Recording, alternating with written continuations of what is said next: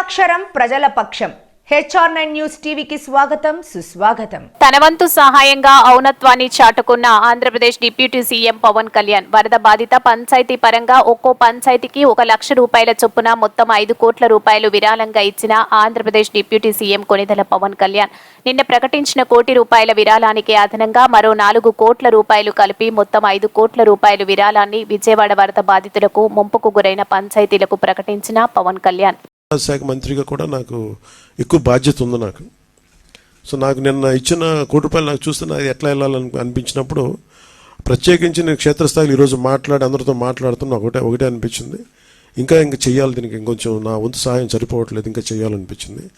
So దాదాపు 400 పంచాయతీలు అనుకుంటే నేను ఒక్కొక్క పంచాయతీకి వ్యక్తిగతంగా నా తరపు నుంచి ₹1 లక్ష డైరెక్ట్ పంచాయతీకి వెళ్ళేలాగా ఎలాగ ఉండాలి అనేది అనుకుంటున్నాను. దాన్ని